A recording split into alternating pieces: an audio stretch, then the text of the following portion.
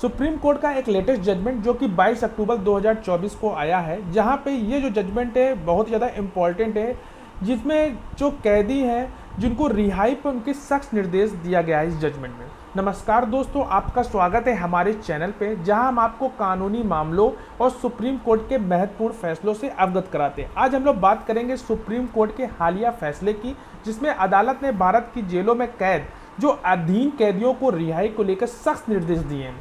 यह आदेश भारतीय नागरिक सुरक्षा संहिता BNSS 2023 की धारा 479 से रिलेटेड आया है, जिसका उद्देश्य जेलों को भीड़ को कम करना और उन कैदियों को न्याय दिलाना है जो अपनी सजा को एक महत्वपूर्ण हिस्सा जेल में बिता चुके हैं। इस जजमेंट का जो केस टाइटल है वो मैं डिस्क्रिप्शन बॉक्स में दे दूंगा, आप इसको पढ़िए और समझिए, और कोई भी क्वेरी तो कमेंट बॉक्स में आप जरूर पूछिएगा। और जानते हैं इस जजमेंट के इंपॉर्टेंट पॉइंट क्या है। सुप्रीम कोर्ट ने 22 अक्टूबर 2024 को एक अहम मुद्दे पर चिंता जताई, जो कि धारा 479 BNS के तहत उन कैदियों की रिहाई की प्रक्रिया जो कि अपनी अधिकतम सजा का आधा हिस्सा जेल में बिता चुके हैं। धारा 479 BNS क्या कहती है?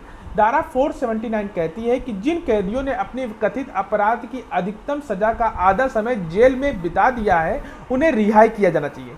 इसके अलावा जिन लोगों को पहली बार मामला दर्ज हुआ है या और उन्हें कभी भी दोष नहीं ठहराया गया और उनकी जो अधिकतम सजा का 1/3 समय के बाद भी रिहा किया जा सकता है। साथ ही साथ सुप्रीम कोर्ट की एक पेज ने जिसमें ये कहा कि जेलों में भीड़ भाड़ से संबंधित एक याचिका पर सुनवाई की।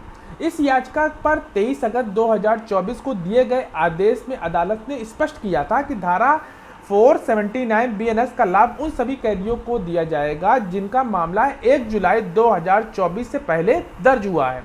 अदालत ने जेल अधीक्षकों को निर्देश दिया कि वे सभी ऐसे योग्य कैदियों को रिहाई की प्रक्रिया शुरू करें ताकि जेलों में बढ़ती भीड़ को कम किया जा सके।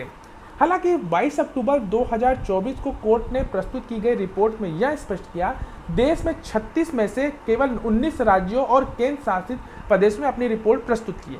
अदालत ने कहा कि कई राज्यों में योग्य अधीन कैदियों की पहचान की प्रक्रिया अभी तक सुचारू नहीं हुई है। उदाहरण के लिए आंध्र प्रदेश की रिपोर्ट में कहा गया कि राज्य में 479 की जो धारा के तहत कोई भी अधीन कैदियों को रिहाई के लिए पात्र नहीं है।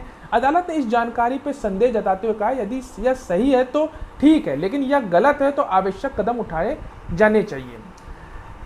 अदालत ने सभी राज्यों और केंद्र शासित प्रदेशों को 8 नवंबर 2024 तक अपनी रिपोर्ट को प्रस्तुत करने का भी निर्देश दिया। यह भी बताया गया कि धारा 479 के तहत कितने कैदी पात्र हैं और उनकी रिहाई की प्रक्रिया कहां तक पहुंची है।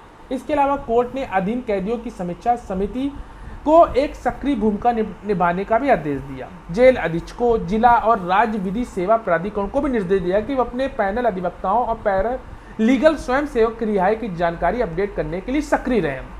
अदालत ने जेल में कैद लोगों को मानसिक और शारीरिक पीड़ा का उजागर किया। कोर्ट ने ऑस्कर वाइल्ड कविता का उद्धरण किया, जिसमें उन्होंने जेल में बिताए गए समय पीड़ा को बयां किया।